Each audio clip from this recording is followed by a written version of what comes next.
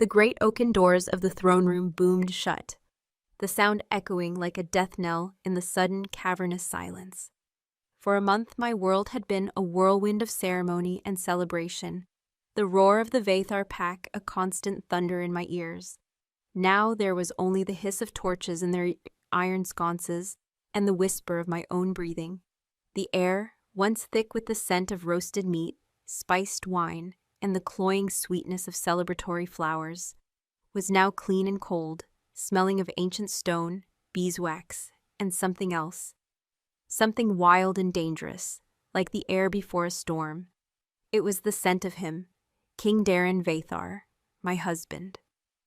My fingers, trembling slightly, smoothed the silver-threaded silk of my gown.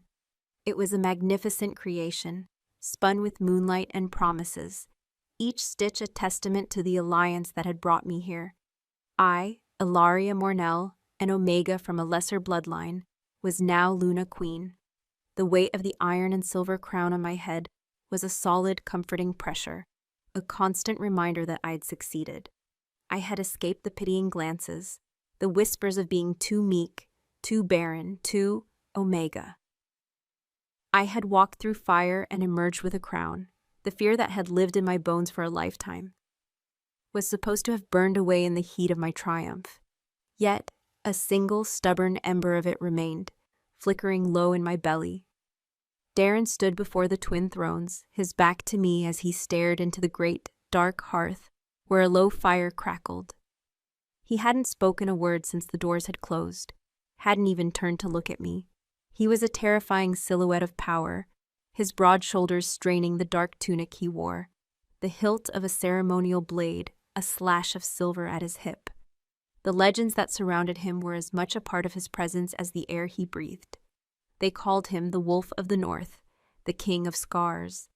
They said he had wrestled a shadow bear for the right to his throne, and that his growl could make the mountains tremble. Standing in the heart of his power, I believed every word. "The elders are satisfied," he said finally. His voice a low rumble that vibrated through the stone floor and up into my bones. It was not the voice of a lover, nor even a king addressing his new queen. It was the voice of a general assessing a treaty. "The alliance is sealed," I replied, forcing my own voice to remain steady, smooth as polished glass. I had practiced this tone for years, the calm, unshakable voice of a Luna. "Our packs are joined. Your borders are secure to the south." He turned then, and the air left my lungs in a silent rush. The torchlight carved his face from shadow, illuminating the high, sharp cheekbones and the strong line of his jaw. A web of old scars, silvery white against his tanned skin, marred the left side of his face from temple to jaw, one tracing the edge of a mouth that was set in a grim, unyielding line. But it was his eyes that held me captive. They were the color of a winter storm, a churning gray that seemed to hold ancient sorrows and a chilling, predatory light. They held no warmth for me, no welcome, only a profound, soul-deep weariness. "Borders," he mused, taking a slow step toward me. The sound of his boots on the stone was the only noise in the room. "You believe this was about borders and security." My heart began to beat a frantic, trapped rhythm against my ribs. "That is the purpose of a royal marriage, to forge strength, to ensure a future." "A future," he repeated, the words hollow. He stopped a few feet from me, his sheer size overwhelming. I had to crane my neck to meet his gaze. The scent of pine, cold night air, and that indefinable electric scent of pure alpha power washed over me, making my head swim. "Tell me, Ilaria, what future do you envision for yourself here, in this castle, on that throne?" The question was a trap. I could feel the teeth of it hidden beneath the silk of his words. I had rehearsed the answers to 100 different questions, but not this one, not with this tone. "To be a worthy Luna," I said, lifting my chin, "to give you strong heirs, to rule beside you and see the Vathar pack prosper for 1,000 years. A sound that was almost a laugh, but held no mirth, escaped his lips. It was a bitter, broken thing. 1,000 years, he whispered, his stormy eyes raking over me from the intricate crown on my head to the silver slippers on my feet.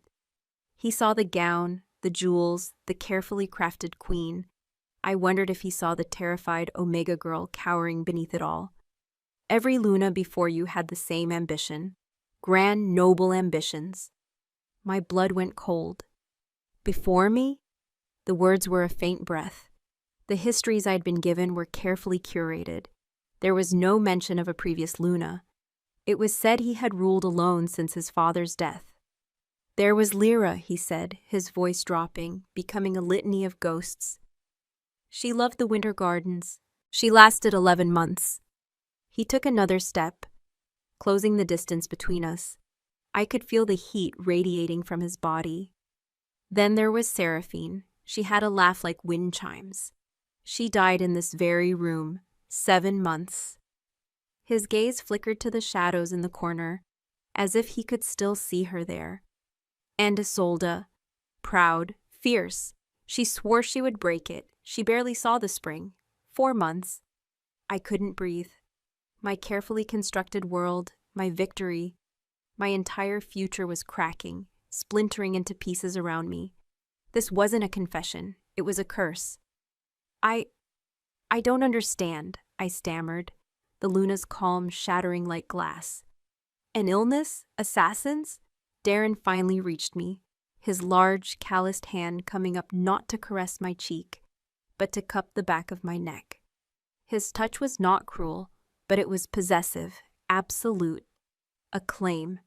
His thumb rested on my pulse, which hammered against his skin like a frantic drum.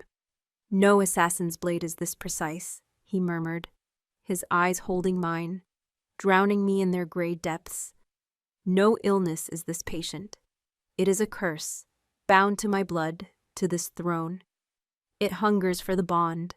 It feeds on the life of the one who wears the Luna's crown. Every woman who has ever shared my mark has been devoured by it. The world tilted, the torchlight blurring into streaks of fire and orange. My dream was not a throne. It was a sacrificial altar. And I was the offering. The silver dress felt like a shroud, the crown a ring of thorns. No, I whispered, shaking my head, a frantic, useless denial. I tried to pull back, but his grip was like iron. You're lying. This is a trick, a test. Do I look as though I am testing you?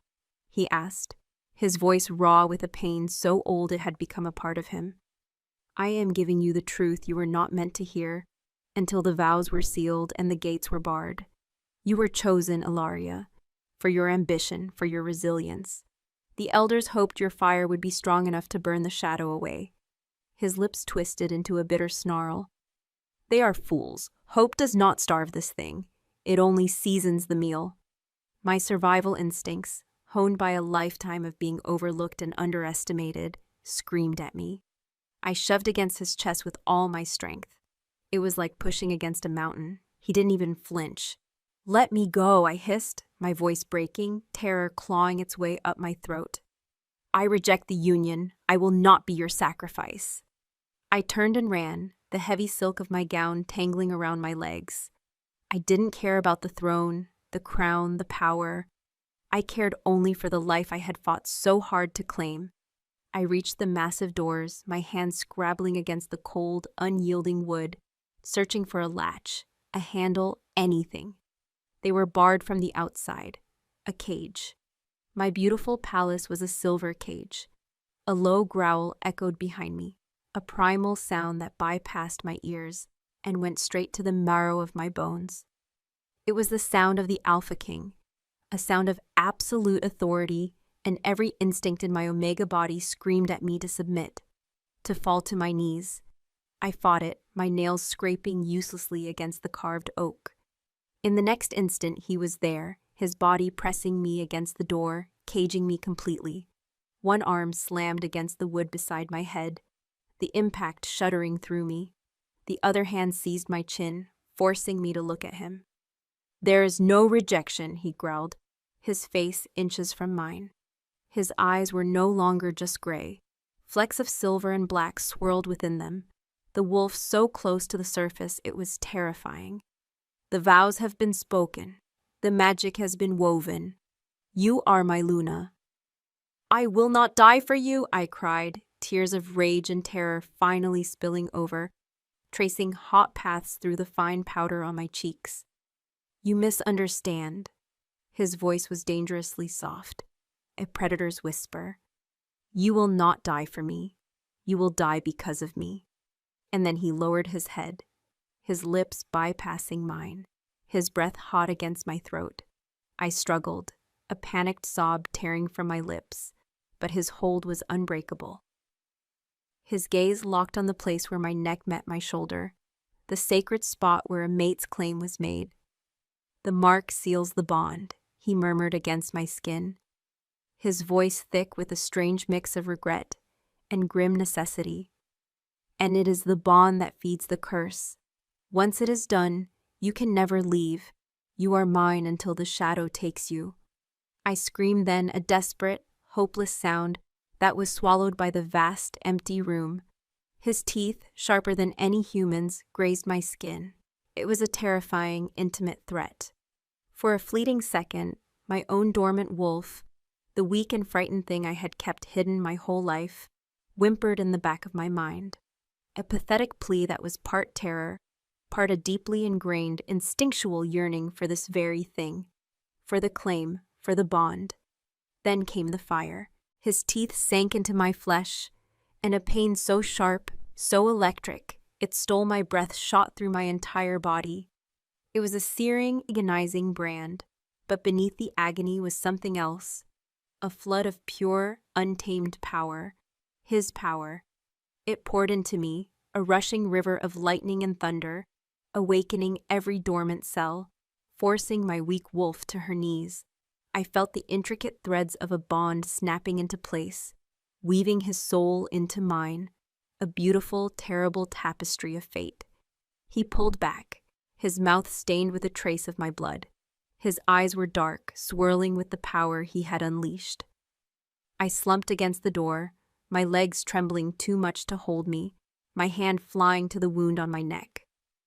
My skin burned, tingled, and I could already feel the magic knitting it closed, sealing his mark, his claim, into my very being. I was branded, trapped. My horrified gaze met his. The weariness in his eyes was back, heavier than before, a king shackled to a cursed throne. He had just condemned me to death, and the sorrow in his face was as real as the pain in my neck. He reached out, his thumb gently wiping a tear from my cheek. The gesture was so unexpectedly tender, it was like another wound. "I am Sri Ilaria," he whispered, and I believed he was. The curse is patient, but it is also possessive. He looked at the fresh mark on my skin, his expression unreadable. "Now you are bound to it, and it, my queen, has already begun to taste you." The fire of his claim receded, leaving behind a throbbing, profound ache. It was more than a wound. It was an anchor, heavy and deep, sinking into my soul. I could feel the tendrils of his magic taking root in my flesh, a network of shimmering, invisible threads that bound me to him as surely as if they were iron chains. The room swam back into focus, the torchlight sharp and cruel. Darren had stepped back, his expression a mask of grim finality. His lips were clean, but I could still feel the phantom pressure of his teeth, see the ghost of my own blood on his mouth. The terror of a moment ago had frozen inside me, crystallizing into something colder and harder, resolve. He seemed to see the shift in my eyes, the terror giving way to a defiant, brittle calm. A flicker of something, surprise, respect, crossed his face before it was gone, shuddered away behind the king's impenetrable facade. "The queen's wing has been prepared for you," he said, his voice once again the distant rumble of a king issuing a decree. He turned from me and walked toward a small, unassuming door tucked away behind one of the massive tapestries depicting a Vathar ancestor slaying a monstrous white wolf. The irony was a bitter pill in my throat. I did not move. My legs felt like stone, rooted to the spot where my life had been stolen. "You will lock me away?" I asked, my voice devoid of the tremor I felt inside. like a precious fragile thing, waiting for the inevitable crack. He paused with his hand on the iron ring of the door, his back still to me. This is not your bridal chamber, Ilaria. Our union will not be consummated in that way. The curse is drawn to the intimacy of the bond. It strengthens with proximity. You will have your own space. It is the only mercy I can offer you. Mercy, he called this mercy, leaving me to die alone in a gilded cage instead of a shared one. The cold fury in my chest burned hotter. I forced my feet to move, my silver slippers whispering against the stone as I followed him. The sound was like the hiss of a snake. Each step was a choice. I would not be dragged. I would not be hurted. I would walk to my prison with my head held high. He led me through the door into a long, torchlit corridor. The air here was still and cold, carrying the scent of dust and something faintly, sweetly floral, like lilies left too long in a vase. The stone walls were bare, the silence broken only by our footsteps. We passed guards, their faces impassive, their eyes carefully fixed on the space just beyond my shoulder. They knew, of course they knew, I was a ghost walking among them, the latest in a procession. Their pity was a shroud I refused to wear. We arrived at a set of tall, moon-ivory doors, intricately carved with images of sleeping wolves curled beneath a canopy of stars. It was beautiful, serene, a liar's welcome. Darren pushed the doors open, and they swung inward without a sound. He gestured for me to enter, his posture stiff, his eyes avoiding mine. I stepped across the threshold and my breath caught. The rooms were magnificent, a suite of chambers that dwarfed my own family's entire keep. A sitting room with a cold marble hearth, furniture draped in white cloths, and tall, arched windows that looked out over a moon-drenched cliffside garden. A thick layer of disuse hung over everything. This was not a space that had been prepared. It was a space that had been preserved. A tomb. This was Lyra's favorite view, Darren said quietly, his voice startlingly close behind me. I turned to see him staring at the windows. She would sit there for hours, watching the moon petal flowers open. She said they sang to her. His voice held no emotion, a simple recitation of fact. But I felt a sharp, sudden pang of sorrow so acute, it was like a knife to the ribs. For a wild second, I thought it was my own, but it wasn't. It was a cold echo, a phantom feeling that bled across the new, raw bond between us. It was his. The shock of it made me gasp. He looked at me, his eyes narrowing as he felt my reaction. The link that now bound us was a two-way street. He had felt me feel his grief. His jaw tightened, and the mask of indifference slammed back down. "The connecting door leads to the bedchamber," he said, his tone clipped. "You will find everything you need. A servant will attend you in the morning." "What am I to do?" I asked, my voice sharp. "Sit here and weave my own funeral shroud?" "You will do as the Lunas before you did," he answered, his gaze sweeping the room as if it were full of ghosts only he could see. "You will try to live." With that, he turned to leave. I watched his broad back retreat, the immense power and the crushing weight he carried in every line of his body. He was my jailer, my executioner. He was also a prisoner, chained to the same curse that now coiled around my neck. The thought offered no comfort. "Darren," I said, and the name felt strange on my tongue. Forbidden, he stopped but did not turn.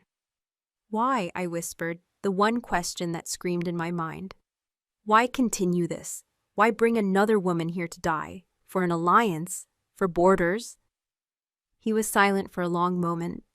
The torchlight in the hall beyond cast his long shadow back into the room, a sliver of darkness that stretched toward my feet.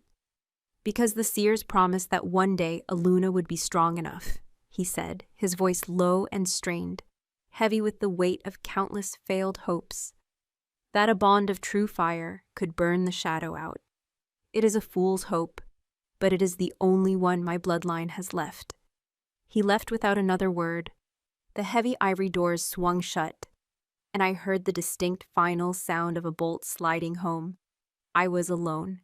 The silence that descended was absolute. I stood in the center of the room. the magnificent silk of my wedding gown a cruel joke.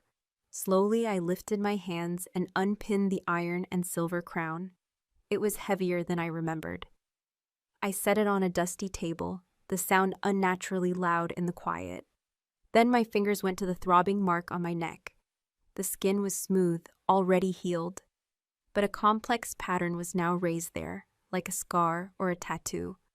I couldn't see it, but I could feel it. A seal, a brand, a target. A wave of dizziness washed over me, and I stumbled toward a high-backed chair, pulling off the dusty cloth.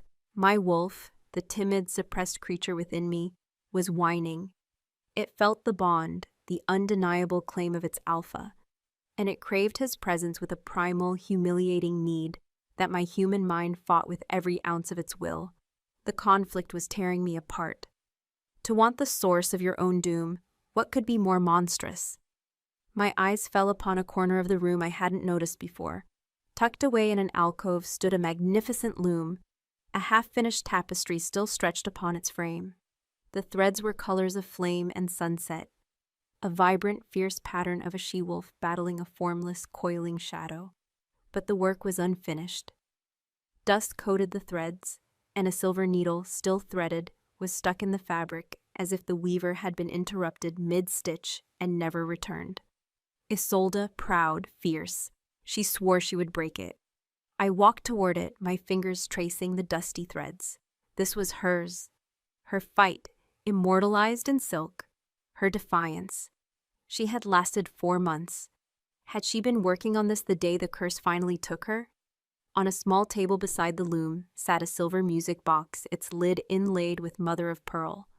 Hesitantly, I lifted the lid. A tinkling, heartbreakingly sweet melody began to play, and a tiny, silver-wrought ballerina began to turn.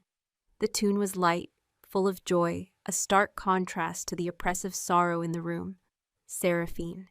She had a laugh like wind chimes. I closed the lid, silencing the ghost of her laughter. My gaze traveled around the room, and I began to see it not as a prison, but as a museum of the lost. These were their things, their echoes. On a bookshelf, tucked between heavy tomes of Vathar law, was a slim volume of poetry, a pressed white flower, a moon petal, tucked inside as a bookmark. Lyra. I was standing in their last sanctuary, breathing their last air. The curse was not some abstract thing, some whispered legend. It was real.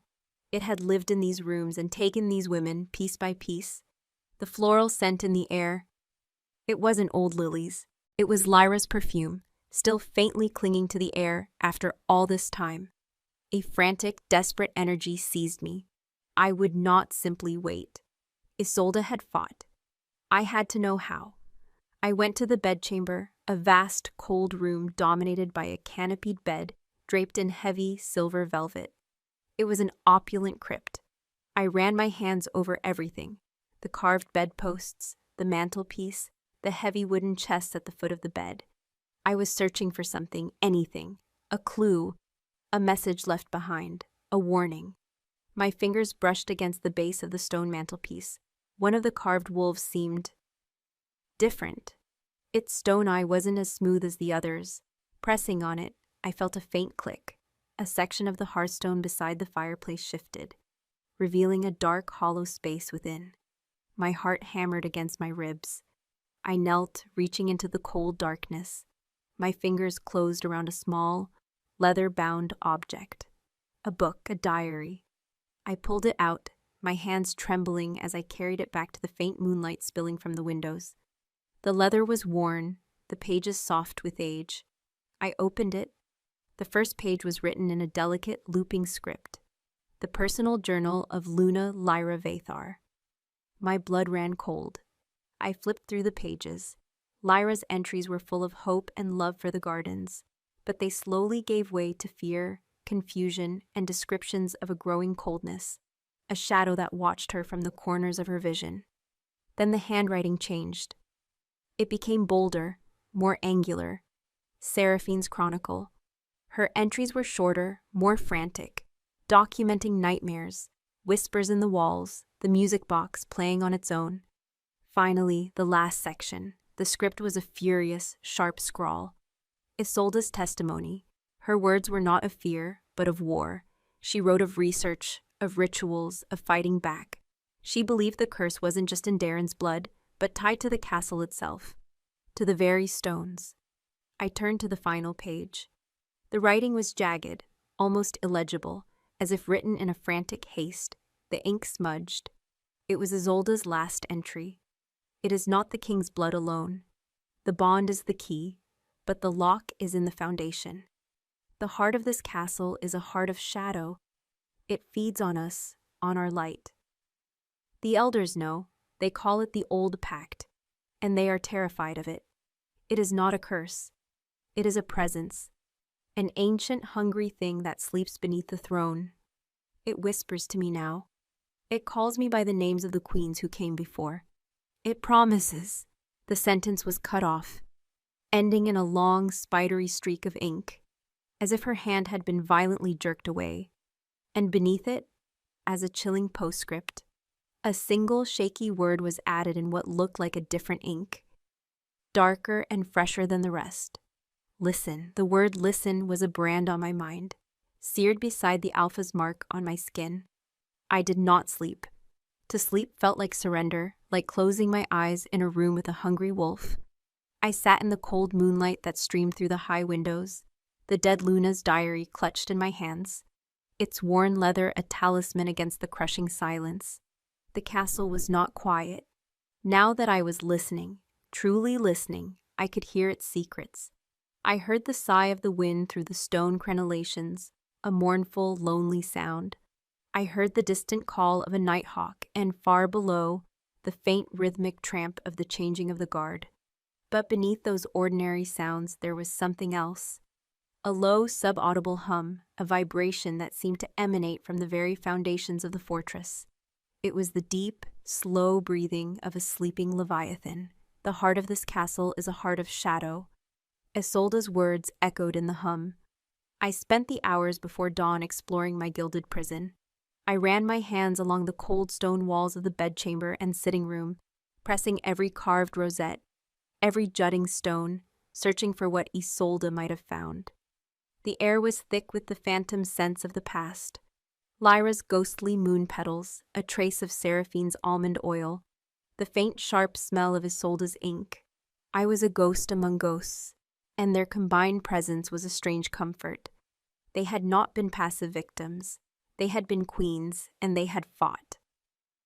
Their collected knowledge, hidden in the hearth, was the first weapon they had passed to me. As the first gray light of dawn painted the sky, a soft knock came at the main doors. I froze, my hand on a tapestry depicting a hunting scene. The heavy bolt was drawn back from the outside with a loud, grating metallic clang, the sound of my cage being opened. An old man entered, his back stooped with age, carrying a silver tray laden with a steaming pitcher, a cup, and a plate of bread and cheese. He moved with a quiet, practiced efficiency, his soft-soled shoes making no sound on the stone floor. His hair was a wisp of white, his face a roadmap of wrinkles, and his eyes, a pale, faded blue, held a profound and weary sadness. He saw me standing there, still in my rumpled wedding gown, the diary clutched in my hand, and not a flicker of surprise crossed his face. He had seen this before. "Your Majesty, perhaps," he murmured, his voice a dry rustle of leaves. He bowed his head, a gesture of deep respect that felt utterly hollow. He did not meet my eyes. "I am Kaelin. I am to be your attendant." "My keeper," I corrected, my voice hard. His gaze flickered up to mine for a fraction of a second, and in that moment I saw it all. The pity, the resignation, the sorrow of a man who had served death too many times. "As you say, Your Majesty." He placed the tray on a small table, the silverware clinking softly. "Will you be wanting a bath drawn, or perhaps a change of clothes?" "I will be wanting this door left unlocked," I said, striding toward him, my bare feet cold on the floor. I stopped before him, forcing him to look at me. "I am the Luna Queen. I will not be a prisoner in my own chambers." Kaelin's gaze dropped to the floor. "My apologies, Your Majesty. My orders come directly from the Alpha King." The doors are to remain secured. For your own protection. Protection, I laughed, a sharp, bitter sound that held no humor. Tell me, Kaelin, were Lyra's doors secured, and Seraphine's, and Isolde's? Did it protect them? He visibly flinched at the names, his gnarled hands tightening on the edge of the silver tray. He had known them. He had probably brought them their breakfast, too. The king does what he believes is best, he whispered, his voice strained. The king brought me here to die, I snapped, my control fraying. Do not speak to me of his good intentions. My voice was louder than I intended, echoing in the vast, silent room. Suddenly a jolt, sharp and unwelcome, shot through the bond. It was a wave of irritation, of distraction that was not my own. It was Darren's. He was somewhere else in this castle, in a meeting or a council, and my outburst had been a nettle against his concentration. The sensation was so intimate, so invasive, it stole my breath. He felt my anger, and I felt his annoyance at being disturbed by it. I recoiled, my hand flying to the mark on my neck. Kaelin watched me, his sad eyes knowing. He had seen this too, the shock of the bond taking hold. The bond settles in time, he said softly, as if offering a strange, misplaced comfort. The previous Lunas, they learned to shield themselves from it somewhat, but it is always there. You served them all, I stated, my voice dropping to a near whisper. I needed information more than I needed to rage at this old man. He was a living witness. Tell me about the old pact. The color drained from Kaelin's face. He took a half-step back, his body language screaming fear. I am a servant, Your Majesty. I know nothing of such high matters, matters of the Alpha Council, of the seers. You are a liar, I said, my voice low and even. You are the one who brings the food, who clears the trays, who sees the queen in her final days. You hear things, you know things. Isolde wrote that the elders know. You have served those elders your entire life. What is it? Please, Your Majesty, he begged, his gaze darting toward the open door as if the very words were a treason that could summon guards. Do not ask these things. To speak of it is to draw its attention. They learned that. They all learned that. His fear was palpable, a living thing in the room. It was the terror of a man who knew the monster. Under the bed was real. Before I could press him further, he bowed low and scurried from the room, leaving the tray on the table. The bolt slammed home again, the sound of final resounding note of my imprisonment. He had confirmed it. Isolde was right. There was a secret, a conspiracy of silence, and its name was the Old Pact. To speak of it is to draw its attention. Was that what had happened to Isolde? Had she gotten too close, spoken the wrong words aloud, and woken the beast? I ignored the food. Hunger was a distant, unimportant thing. My mind was racing, piecing together the fragments. A presence tied to the castle's foundation. An old pact the elders feared. A bond that acted as a key. Lunas who were devoured by it. Darren himself, a prisoner of a bloodline curse he didn't fully understand. The rest of the day passed in a blur of frustrated searching. I read and reread the diary, trying to decipher any hidden meaning in the Luna's words. I felt sporadic, unwanted echoes from Darren through the bond. A flash of sharp focus as he trained with his warriors in the yard below. A wave of profound loneliness as he sat on his throne in the evening, the weight of his crown a physical burden. Each echo was a violation, a reminder that my very soul was no longer my own, and with each one, a part of my wolf, the part that recognized its alpha, its mate, stirred with a treacherous, instinctual sympathy. I crushed it ruthlessly. Sympathy was a luxury I could not afford. As twilight began to bleed across the sky, casting long, menacing shadows across my chambers, I stood before the hearth where I had found the diary. Isolde's last word. Listen, Kaelin's warning. To speak of it is to draw its attention.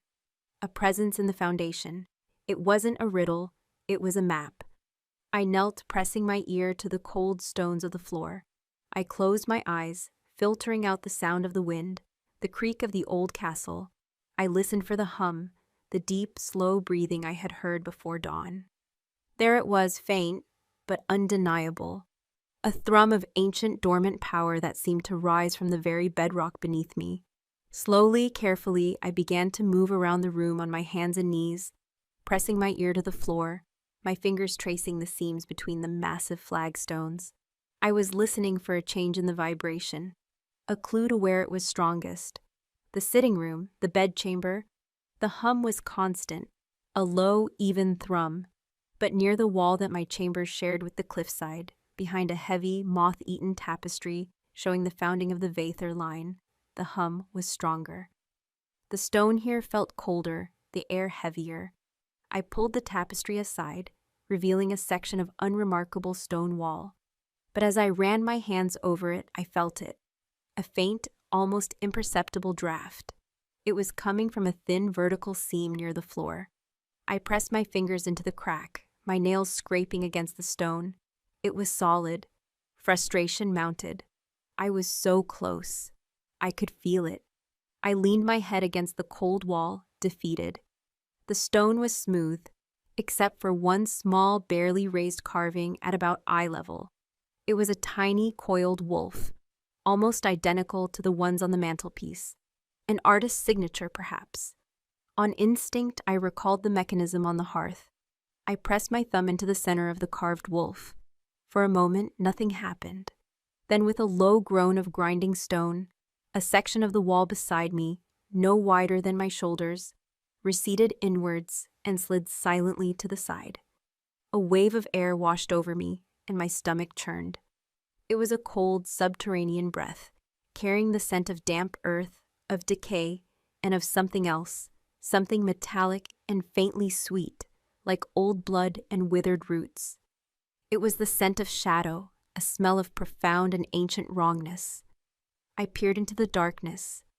It was not a room, but a narrow, descending staircase, carved from the living rock. It was steep and utterly black. This was no servant's passage.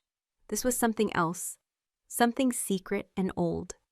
The choice stood before me, stark and terrifying, to stay in my beautiful, well-lit prison and wait for the shadow to come for me, or to walk down into the darkness and meet it on my own terms. My hand went to the mark on my neck. It throbbed with a faint, cold energy, a beacon in the dark. The presence below knew I was here.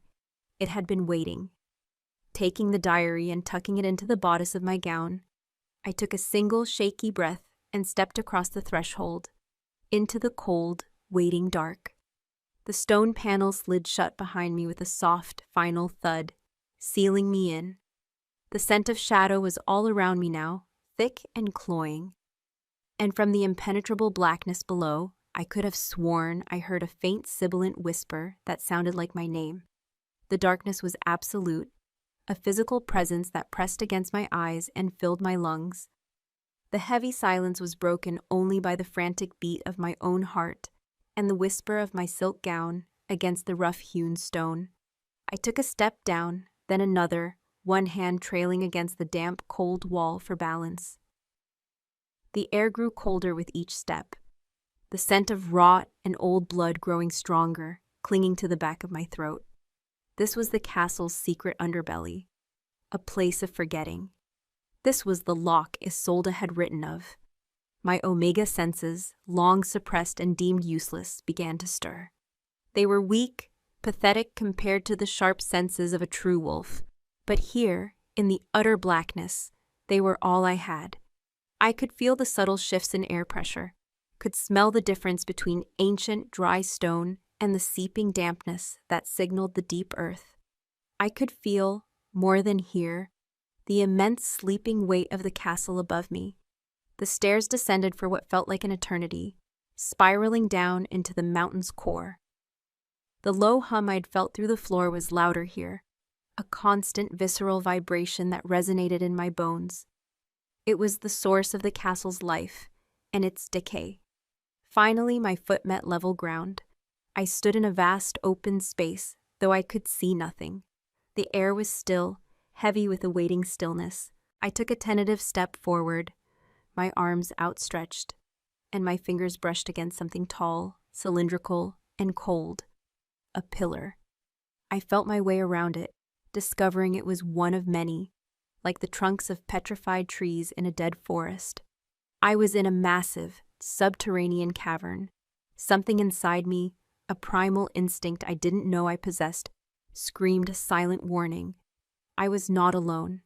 The hum was stronger now, a deep, resonant thrum that seemed to emanate from the very center of the cavern. I began to walk toward it, drawn by a morbid curiosity that outweighed my terror. As I moved deeper into the chamber, a faint light began to bloom in the distance. It was not the warm, flickering light of a torch, but a cold, sickly, phosphorescent glow. It pulsed with the same slow, rhythmic beat as the hum, like a dying heart. It was a pale, violet-tinged luminescence that seemed to be rising from the floor itself. My steps slowed as I approached the source of the light. The cavern floor here was not stone, but a tangled, petrified web of what looked like massive roots, thick as a man's waist, all converging on a central point. And in that center, sunk into a shallow depression, was a pool of shimmering, viscous black liquid. The pale light emanated from strange, glowing sigils, carved into the roots and the stone around the pool. They were runes of a magic so old, so alien, they made the skin on my arms crawl. The pool was the heart of shadow. This was the source of the curse, the hungry thing Isolde had written about. It was a physical presence, a well of dark energy that pulsed with a slow, malevolent life. It was beautiful in a terrifying, hypnotic way. Suddenly, a voice echoed in the cavern, not through the air, but directly inside my mind. It was a sibilant, layered whisper, the sound of dry leaves skittering over gravestones. Another little flame comes to warm my cold bones. I spun around, my heart seizing in my chest. There was no one there. The voice had been a violation, slithering past my defenses and into the sanctity of my thoughts.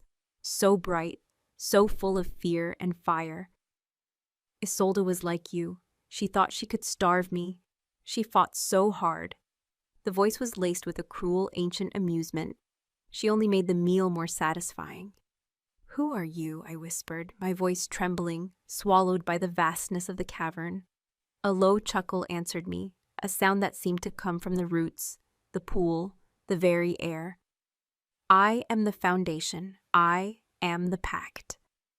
I am the hunger that your king's ancestor fed when he built this fortress upon my slumber. He wanted power, unconquerable walls, an alpha bloodline that would never fail. I gave it to him, and I asked for so little in return. The truth of it slammed into me with the force of a physical blow. The old pact, it wasn't a treaty. It was a sacrifice. The first Vathar king had built his castle on a sleeping power, a primal entity, and had made a bargain with it. He had traded sustenance for strength. He offered me his enemies," the voice continued, its tone dripping with contempt.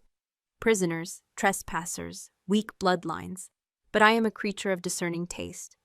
Such meager fare could not sustain me for long. I crave something more, potent, something tied to the lifeblood of this place, the luna's light, the spark of the bond, the taste of a soul intertwined with the alpha zone. It is exquisite." My stomach roiled. We weren't just victims of a curse. We were the payment for an ancient debt. The lunas were the ritual sacrifice, fed to the fortress to maintain the Vathar power. "Your king knows," the shadow whispered, twisting the knife. "He feels me just as you do. He feels me drain the life from his mates. He is my unwilling priest, bringing me offering after offering, hoping one will be strong enough to sate me or choke me. What a delicious, tragic hope." The bond flared, not with Darren's emotions, but with the shadow's touch. It was using the bond as a conduit, a bridge directly into me. I felt a cold tendril of its presence slide along the link between me and Darren. A curious, probing touch. I cried out, stumbling back, clutching my neck. The mark burned with a black, icy fire. Suddenly, a roar of pure, untamed fury ripped through my mind. It was not the shadow's voice. It was Darren. "Get away from her!" The psychic shout was so powerful, it was like a physical blow. The shadow's presence recoiled, hissing, ripped from my mind. The cold fire on my mark subsided, leaving a throbbing ache. Through the bond, I felt Darren's rage, his panic, his terror. He had felt the shadow touch me through our link. He knew where I was. Heavy, frantic footsteps echoed from the top of the stairs, growing louder, closer. Darren, he was coming. He comes to save you, the shadow purred in my mind, its confidence returning. He will play the hero, just as he did for the others. He will pull you from my embrace, lock you away again, and watch you wither. He is as much my instrument as you are my sustenance. The first torchlight flickered at the top of the stairs, casting long, dancing shadows that made the petrified roots seem to writhe. I had to get out. I had seen what I needed to see. I turned to flee, to run back into the darkness before he could reach me. But as I turned, my gaze fell upon the black pool, and I saw them, faint shimmering images swirling in the inky depths. A woman with hair like spun gold, humming a sweet, sad melody as she arranged flowers that weren't there. Lyra, another with dark, laughing eyes, her body swaying to the sound of music only she could hear, Seraphine. And a third with a warrior's stance and fire in her eyes, her lips moving in a silent, furious curse. Isolde. They were not memories, they were echoes, imprints of their souls, their life force, trapped within the shadow's core, devoured but not gone. Their spirits were the fuel for its continued existence. A profound, chilling realization washed over me. This thing didn't just kill the Lunas, it consumed them, it trapped them, and it was waiting to add me to its collection. Ilaria, Darren's voice boomed down the staircase, raw with desperation. His footsteps were thundering on the steps now, close. The torchlight was growing brighter. I couldn't let him see me here. I couldn't let him know I'd found his family's darkest secret. He would see it as a transgression, lock me away where I could do nothing. I had to get back to my room, feign ignorance. I darted away from the pool, plunging back into the darkness at the edge of the cavern, pressing myself into the space behind one of the massive stone pillars. My heart was a frantic bird beating against the cage of my ribs. I held my breath, praying the shadows would conceal me. Darren burst into the cavern, a single torch held high in his hand. He was a magnificent, terrifying figure, his silver-gray eyes wild, his scarred face a mask of primal fury. The torchlight glinted off the hilt of the sword he held in his other hand. He was not dressed as a king, but as a warrior, in simple leather breeches and a dark tunic, his feet bare. He must have come straight from his bed. He strode to the center of the cavern, his gaze fixed on the black pool. "Leave her be," he growled, his voice a low, dangerous rumble that vibrated through the stone. "Take me, my life for hers. End this." The shadow's laughter filled the chamber, a sound of pure, ancient malice. "Noble Alpha, always the same offer, but your blood is the anchor, not the meal. Your line is the chain that binds me to this world, your despair the wine I drink while I dine. I will not kill you, Darren Vathar. I will have you live a long, long life. I will have you bring me queen after queen. I will have you watch them all fade and die, until your soul is nothing but a hollow, barren thing. Your suffering is my greatest tribute." Darren let out a roar of pure agony and rage, and for the first time I felt the full, unfiltered force of his despair through the bond. It was a crushing, bottomless ocean of grief, of guilt, of self-loathing. It was the pain of a man who had watched the women he was sworn to protect be devoured, one by one, helpless to stop it. He was not a monster. He was a man living in hell. My carefully constructed fury wavered, and a traitorous pang of empathy pierced my heart. He took a step toward the pool, his sword held ready, as if he could fight a whisper, a shadow. "She is not here," the presence lied. Its voice smooth as oil. "She is safe in her room, dreaming sweet dreams. You felt but an echo of my touch. Go back to her. Watch her. Wait." Darren hesitated, his eyes scanning the cavern. I held my breath, convinced his alpha senses would find me. His gaze swept past the pillar where I hid. and for a heart-stopping second, I thought he saw me, but the shadows were deep. He saw nothing. Slowly, his shoulders slumped. The fight seemed to drain out of him, replaced by that familiar, soul-deep weariness. He believed the lie. With one last, hateful glare at the pool of darkness, he turned and began the long walk back up the stairs, his torchlight shrinking until it was just a pinprick. And then it was gone. I waited until the sound of his footsteps had completely faded, and the silence of the cavern descended once more. I was alone again with the whispers and the ghosts. Trembling, I sank to my knees, the diary digging into my ribs. I had the truth, a truth more monstrous than I could ever have imagined. And I knew with a certainty that chilled me to the bone that this thing, this ancient, patient hunger, would not be satisfied with just my life. It wanted my soul, and it was already learning the taste of my name. My return from the depths was a frantic, silent scramble. Every scrape of my slippers on the stone steps, every rustle of my sullied gown sounded like a thunderclap in the oppressive quiet. The cloying scent of the cavern clung to me like a second skin, a perfume of damp earth and ancient sorrow. I did not feel the cold stone or the burning in my lungs. My mind was a maelstrom, replaying the images from the pool, the sound of the shadow's voice, the raw, unshielded agony that had poured from Darren through our bond. That agony was the most shocking discovery of all. It humanized the monster, complicated the enemy. It was a weakness I might be able to exploit, and a vulnerability that a treacherous part of my soul yearned to soothe.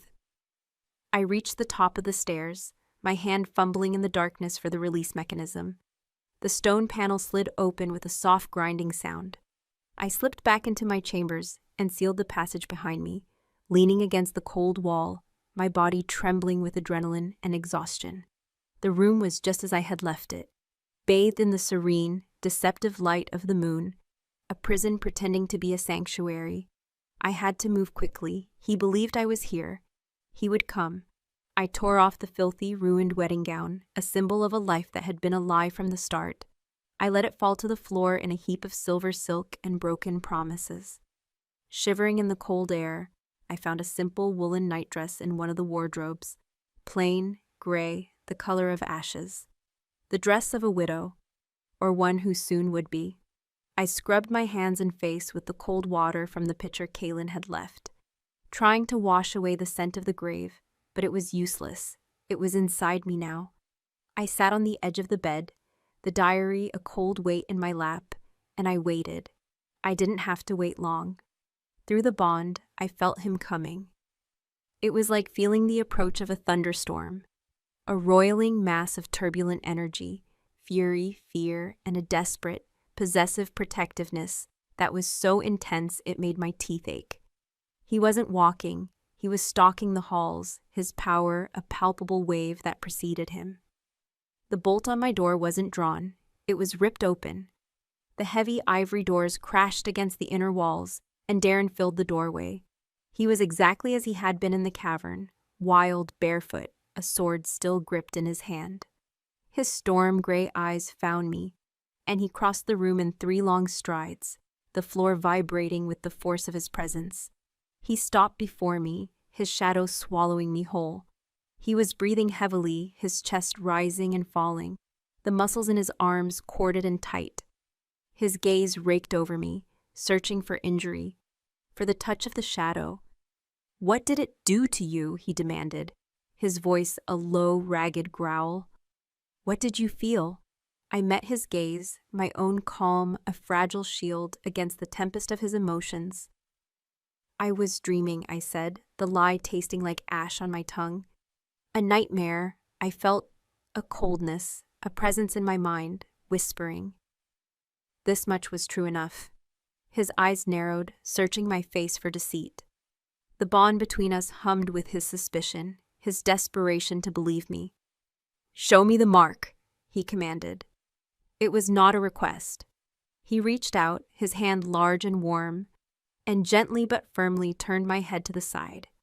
His calloused fingers brushed against my skin, sending an unwanted jolt of electricity through me. The touch was not that of a king to his queen, or a man to his wife. It was the touch of a worried keeper inspecting his prized, wounded animal.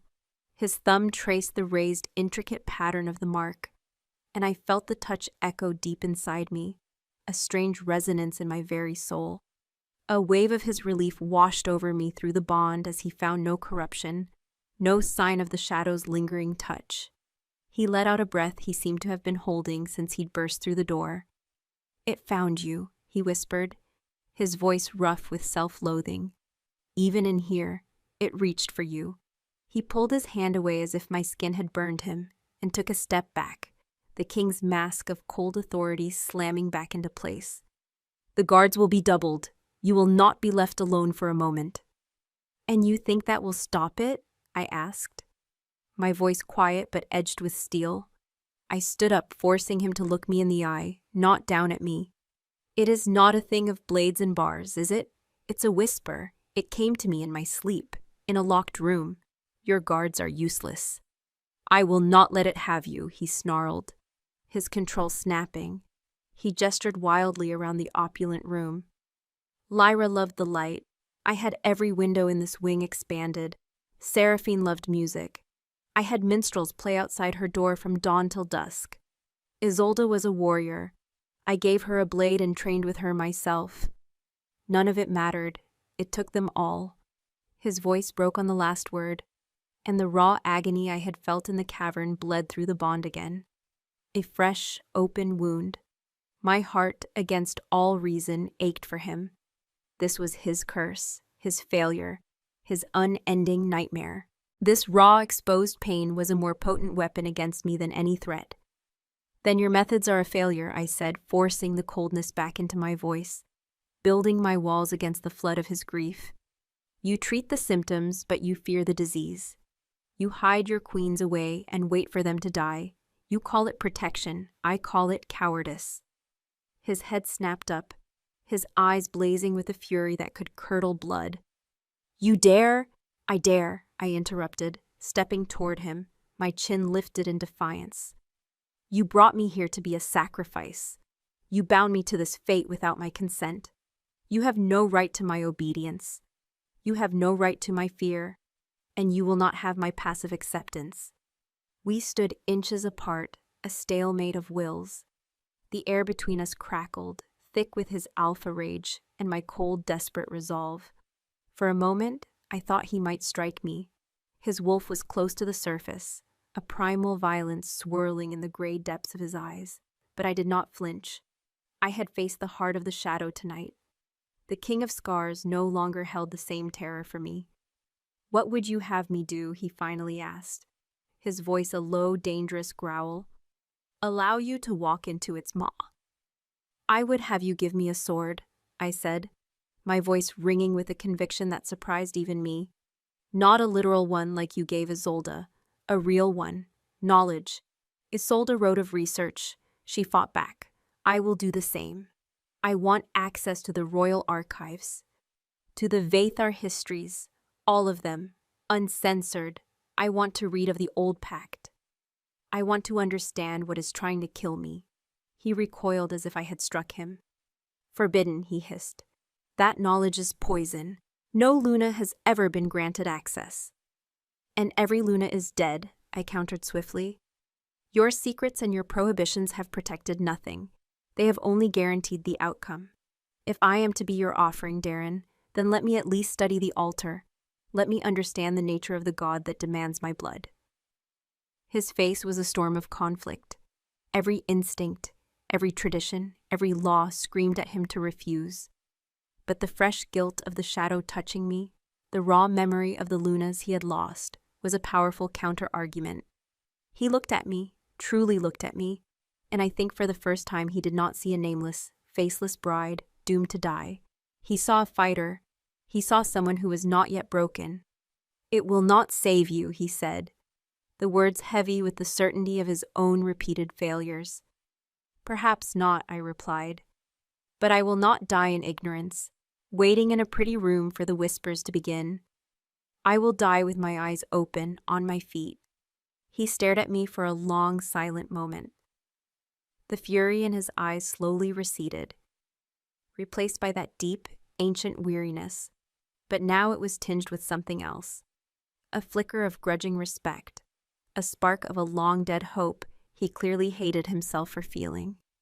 "Kaelin will escort you to the archives in the morning," he said, the words sounding like they were torn from his throat. He turned and walked to the door, his shoulders slumped, the sword hanging limply in his hand. He paused in the doorway, his back to me. "Be careful, Ilaria," he murmured, his voice so low I almost didn't hear it. "Some truths are sharper than any blade, and the shadow is not the only thing in this castle that has teeth." He left, closing the door softly behind him.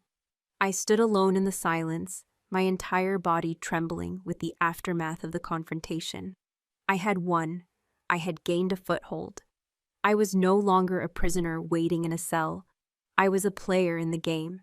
My victory felt hollow, the path ahead shrouded in darkness. I picked up the diary from the bed, my fingers tracing Isolde's fierce, angry script.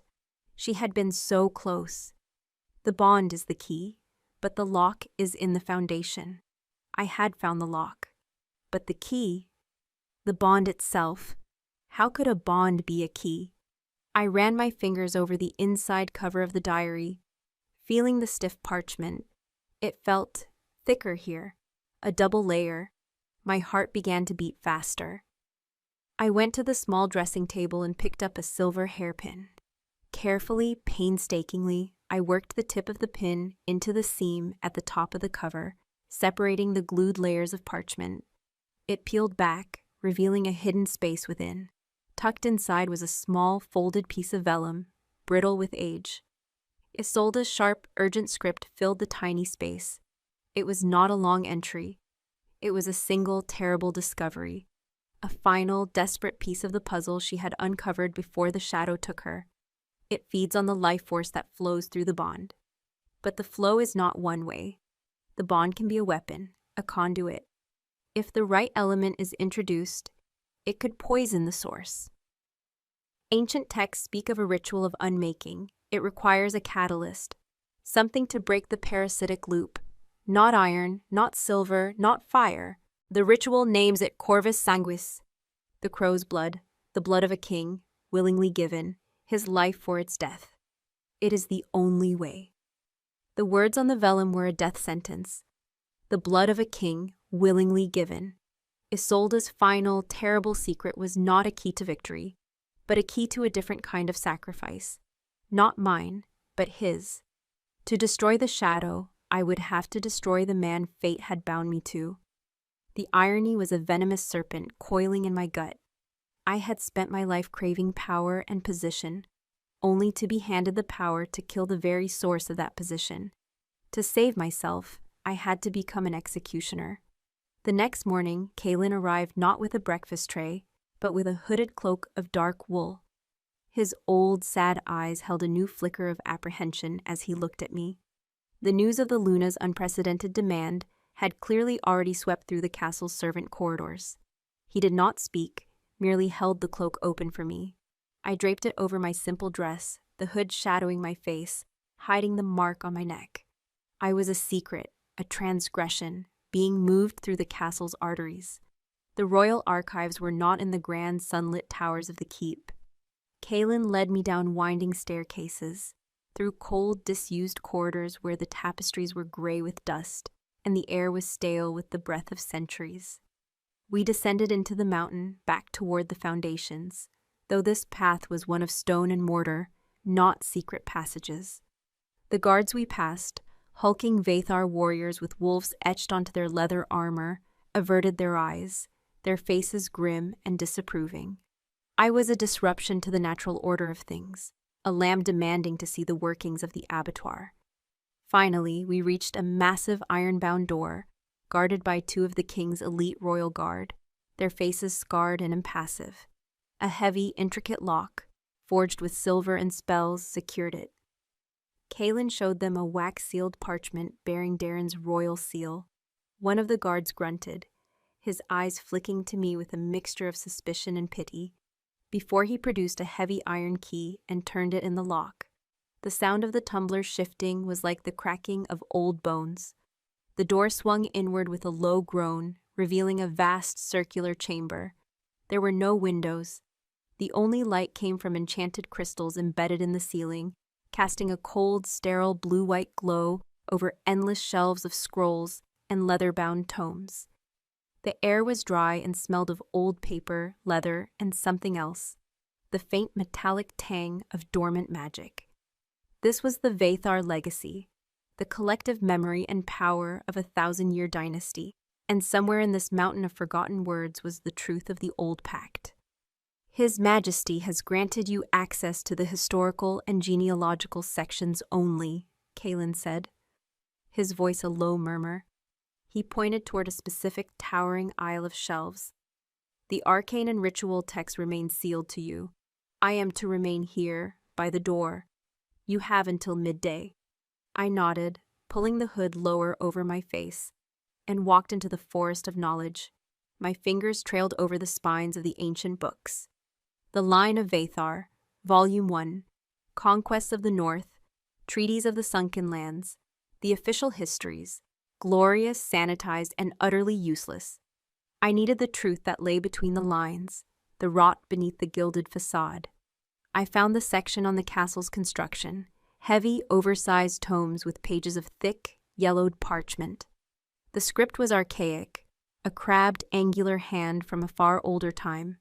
I heaved one of the volumes onto a heavy oak reading table, dust motes dancing in the magical light. I skimmed through pages of architectural plans, of supply lists, of stonemasons' guilds, and then I found it. A single chilling entry, written by the first king's own scribe. The foundations are laid. The pact is sealed in the deep dark. The old one sleeps, and in its slumber our walls are made impregnable. Its hunger will be our strength. Our enemies will be its feast. Long may the line of Vathar reign, fed by the blood of the unworthy.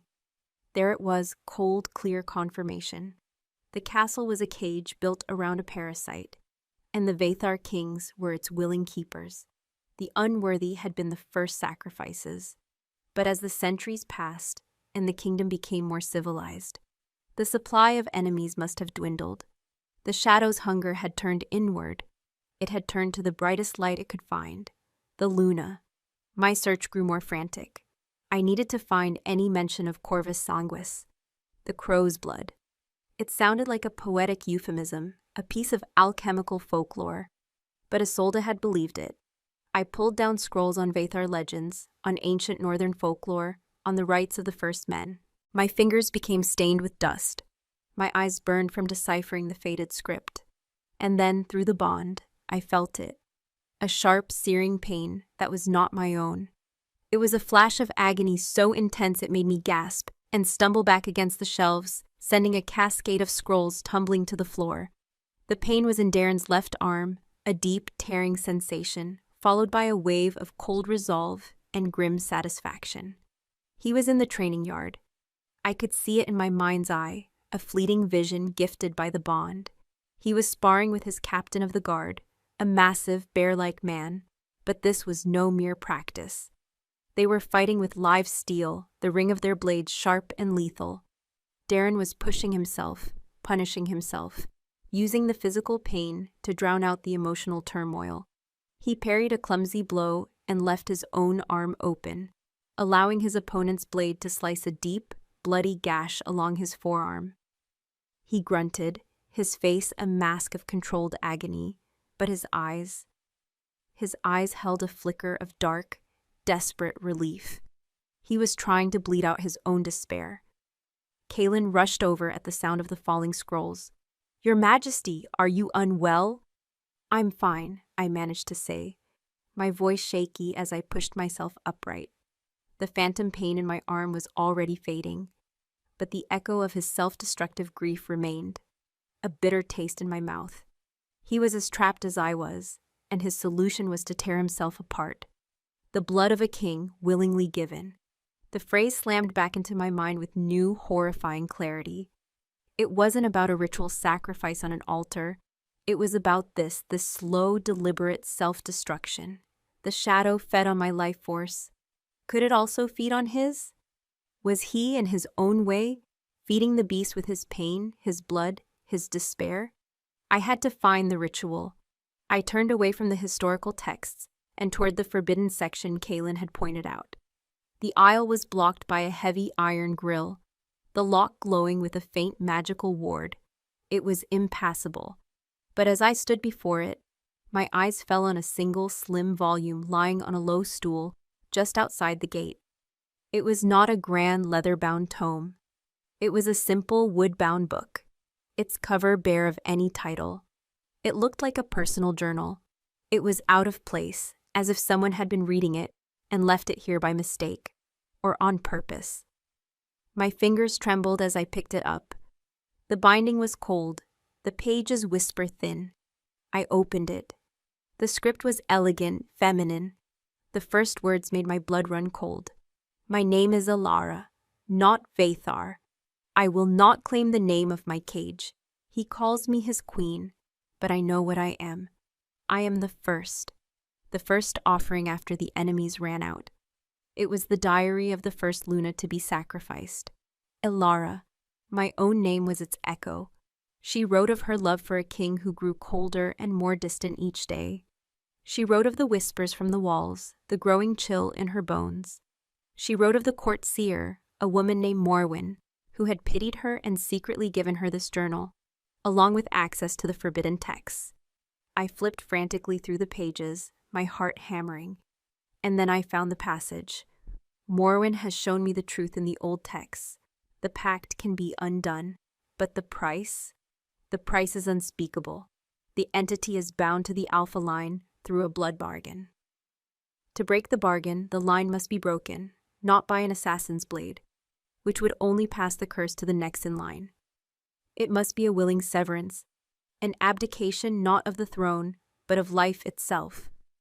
The Alpha must pour his own life force, his own blood, into the bond, the very conduit the shadow uses to feed, reversing the flow. He must willingly offer himself to the shadow, not as a meal, but as a poison, his life for the freedom of his descendants. He must die not as a king, but as a sacrifice. Corvus Sanguis is not a simple ingredient. It is the end of a royal line.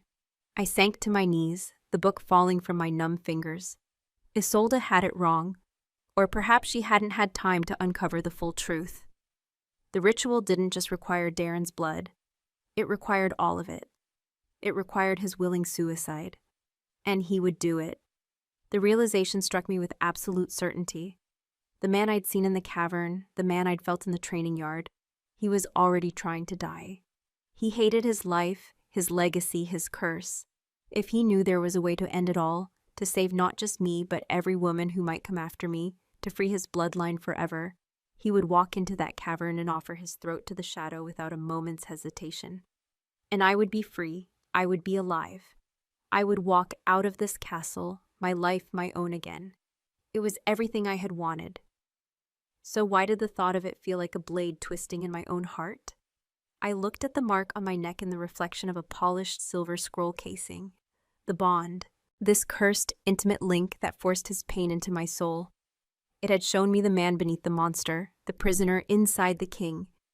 It had woven a treacherous thread of connection, of understanding, of a terrible, impossible empathy. Could I present him with the means of his own execution to save myself? Could I watch him die, knowing I had handed him the knife? The girl who had walked into this castle a month ago, the ambitious Omega who would have done anything for power and survival, would have screamed yes. But the woman kneeling on the dusty floor of the archives, her soul entangled with the broken kings, was no longer sure. A new terrifying path unfurled in my mind. The text spoke of reversing the flow, of pouring life force into the bond. The ritual demanded an alpha's blood, the blood of the royal line.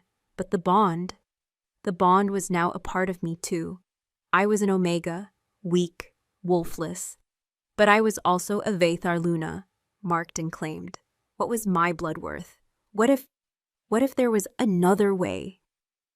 A way that didn't require his death, but might demand my own. I stood up, my legs steady, my mind clear for the first time in days. A new resolve settled over me, cold and sharp as a shard of ice. The shadow wanted a queen. Darren wanted an end to his pain. They both saw only one path, one sacrifice. But they had underestimated the will of a broken Omega who had been fighting to survive her entire life. I gathered the scrolls I had knocked over, my movements precise and deliberate.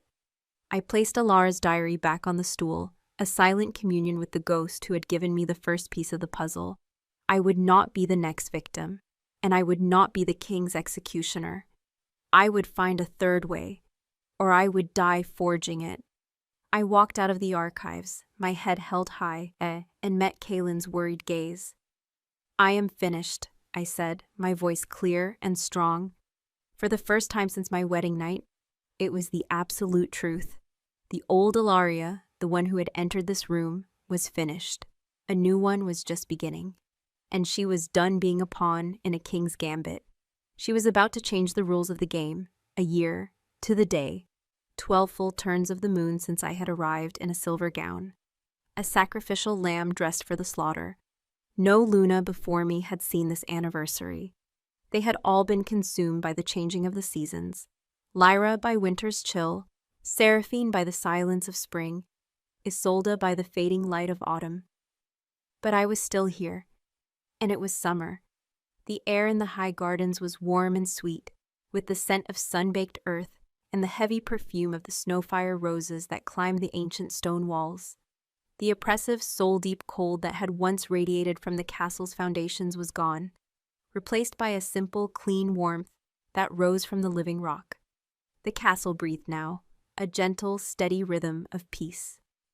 I no longer heard the hum of a sleeping monster. I heard only the whisper of the wind, the distant laughter of children playing in the bailey, the buzz of bees in the lavender. I knelt, my fingers sinking into the rich, dark soil of a newly tilled garden bed. This small plot of earth, carved from the cliffside, had been my sanctuary and my work for the past 6 months. It was Lyra's garden, the one she had loved, but it had been left to wither after her death, a place of sorrow no one dared tend. Now it was alive again. I had planted a single white moon petal, its delicate blossoms already unfurling in the afternoon sun, in her memory. Beside it, a cluster of blue wind bells, which chimed softly in the breeze, for Seraphine. And for Isolde, a single defiant bloodthorn bush, its flowers the color of a warrior's heart, its stems sharp and unyielding. For Alara, the first ghost, whose words had guided me, I had planted a sapling from an ancient silverwood tree, a promise of centuries of growth and memory. A shadow fell over me, and I did not need to look up to know who it was. The bond between us was no longer a conduit for pain and despair. It was a silken thread of warmth, a quiet, constant awareness of his presence. It hummed with a calm contentment that was still so new, so precious. It felt like a miracle. Darren's hand, large and calloused, came to rest on my shoulder. His touch was gentle, a question. I leaned into it, my cheek resting against the rough leather of his breeches. He knelt beside me, his movements no longer carrying the crushing weight of a cursed king, but the easy grace of a wolf at peace. "Another one?" he asked, his voice a low, soft rumble. His gaze was on the small, velvet-wrapped seedling I held in my hand. "This one is for me," I said quietly. I carefully placed the seedling into the hole I had dug, packing the soil around its fragile roots. It was a sunwillow, a rare tree whose leaves were said to weep tears of pure gold every dawn, a symbol of a sorrow that had been transformed into something beautiful. We were both silent for a long time, watching the sun begin its slow descent toward the western mountains. The memory of that final night in the cavern was not a nightmare, but a scar we both shared, a testament to the price of our freedom. He had found me in the archives with Alara's journal open in my lap. He had seen the truth in my eyes before I had spoken a single word. He had read the final passage, and a terrible, profound peace had settled over him. He had accepted his fate, welcomed it. He would be the last Vathar king, the one who paid the final price to break the chain. He would die to set me free, and I had refused. I had stood before him, the Luna Queen he had condemned, and I had forbidden my king from dying. I had shown him my own path, my own desperate gambit. The ritual required the blood of the line, and since the moment he had marked me, my blood was part of that line. The bond was a two-way street. If he could be a poison, then we could be a flood. Not one sacrifice, but two. Not an ending, but a scouring. We would give the shadow what it craved, the life force of the bond, but we would give it everything, all at once, and burn it from its foundations with the combined fire of an alpha's power and an omega's will to survive. He had fought me, his every instinct screaming to protect me, to be the sole sacrifice. But I had held his gaze, and for the first time, he had seen not a Luna, not a queen, not a victim, but an equal. I had placed my hand over the brand on my neck and pushed all of my resolve, all of my defiance, all of my terror and hope through the bond, a wave of pure, unshielded emotion. Together, I had told him, not with my voice, but with my soul, or not at all. We had walked into that dark, cold cavern hand in hand. The shadow had recoiled from our combined presence, from the light of two souls burning as one. It had hissed and whispered its threats, showing us visions of our deaths, of our loneliness.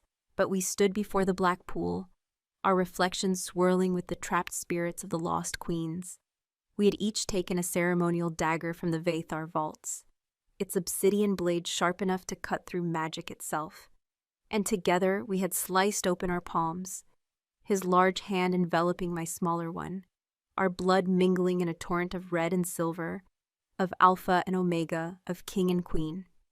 We had held our joined hands over the pool, and we had let our lives pour out. The pain had been unimaginable. It was not the simple pain of a blade, but the agony of our souls being unraveled. The shadow had shrieked, a sound of both ecstasy and agony as it drank our offering. The cavern had trembled, the ancient runes glowing with a violent, blinding light. The bond between us became a river of fire, and in that inferno, I felt his life fading, felt my own dimming. But even as we weakened, we held on, pouring more and more of ourselves into the torrent, a final, defiant act of shared sacrifice. We overloaded it. We drowned it in the very thing it craved. The black pool had boiled, and with a final psychic scream that cracked the very stones around us, the shadow had dissolved into nothingness, releasing the shimmering souls of the lost Lunas in a cascade of light. We had collapsed, our hands still joined, bleeding, dying, but victorious. We had woken in our own bed, Kaelin weeping silently at our bedside, our wounds bound, our bodies broken, but our souls, for the first time, entirely our own. The cost had been great. The ritual had burned away the raw, untamed edges of Darren's alpha power, leaving him still a king, still a wolf, but tempering the storm that had always raged within him. It had taken the curse, but it had also taken the divine fire of his ancestors. He was no longer a demigod of his bloodline. He was a man. And me, the violent surge of magic, had done something unexpected. It had not destroyed my weak, slumbering wolf. It had shattered the shell around it, awakening it with the combined force of the castle's unleashed magic. I was no longer wolfless. The change was still new, a strange and wonderful shifting beneath my skin. A second sense that tasted the wind and heard the secrets of the stone. I was a true shifter now, but one born of sacrifice and magic, not of bloodline. Darren's thumb gently stroked my shoulder, pulling me from my reverie. "What are you thinking of?" he murmured, his breath warm against my hair. "Of silver dresses," I said softly, "and locked doors, and how much can change in a year." He turned my face toward his storm-gray eyes, once so full of ghosts, now clear and deep as a mountain lake. The scars on his face were still there, but they no longer looked like marks of tragedy. They were simply part of the man I loved, the man who had been willing to die for me, and for whom I had been willing to do the same. "I was a fool," he said, his voice thick with an emotion he no longer hid. "I thought I was binding you to a curse, but I was binding you to me. You were never the sacrifice, Ilaria. You were the answer."